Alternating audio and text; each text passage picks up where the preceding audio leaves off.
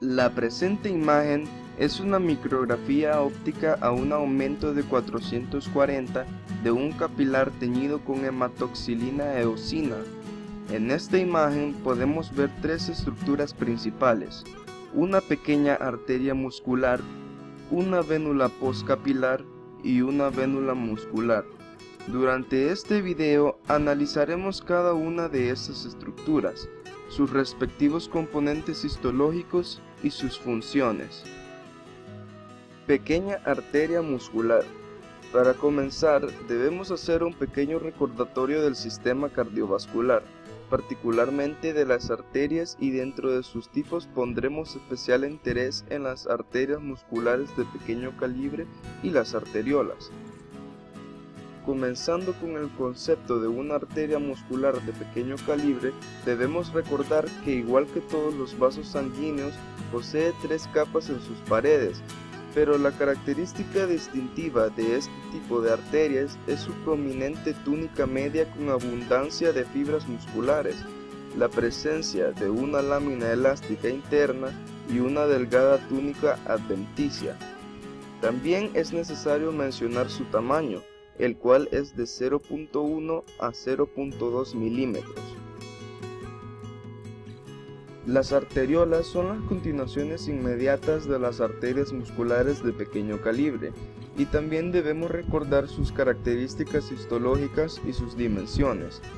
Histológicamente, diremos que las arteriolas también tienen una capa muscular relativamente bien desarrollada, una delgada túnica adventicia. Los núcleos de sus células endoteliales sobresalen de la pared en la luz de la arteriola y su diámetro es menor a 0.1 milímetros.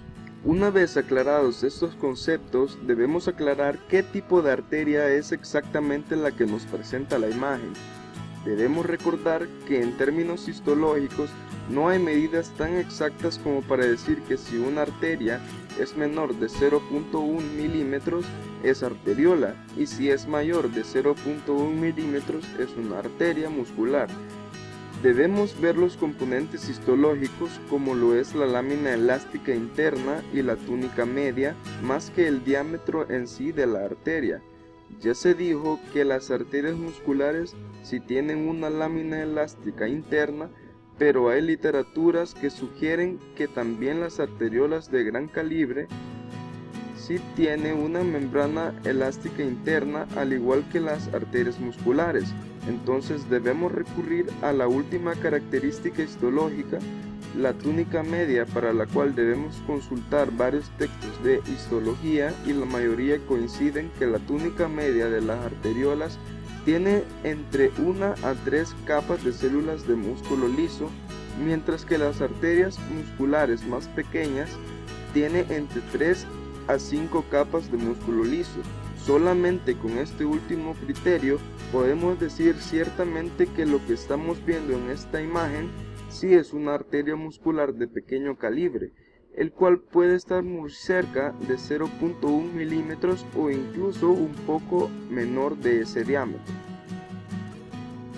Una vez aclarado este punto, debemos comenzar a analizar y a explicar las funciones de estas estructuras y sus componentes. Al igual que todos los vasos sanguíneos, estas arterias tienen tres capas en sus paredes, que son una túnica íntima, una túnica muscular y una túnica adventicia. Túnica íntima. Como ya se mencionó, estas capas suelen ser muy delgadas en este tipo de arterias, y los núcleos de las células endoteliales suelen sobresalir hacia la luz de la arteria. Estas células se encuentran sobre una delgada capa de tejido conjuntivo, y en la parte interna se encuentra la lámina elástica interna, que es algo característico de casi todos los tipos de arterias y que puede distinguirse en esta imagen. Túnica muscular. Esta túnica es el sentido de ser de este tipo de arterias, puesto que en esta túnica es donde se encuentra el grueso de la pared de estas arterias.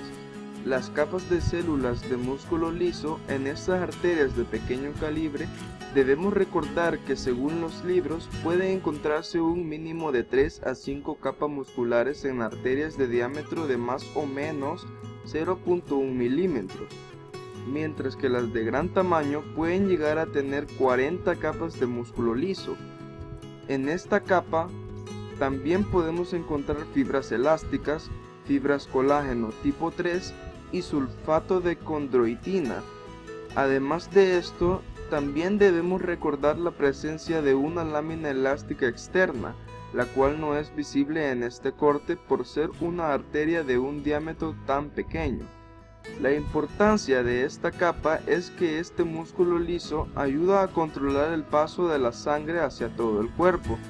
Al contraerse, estos músculos se cierran casi por completo el paso de sangre por estos vasos, lo que permite el paso rápido de sangre hacia los otros lugares del cuerpo donde sí es necesaria, y se relajan otra vez para dejar que la sangre circule por esa área en particular. Túnica adventicia es una capa delgada formada principalmente por fibras elásticas, fibras colágena y sustancia básica rica en sulfato de dermatán y heparán.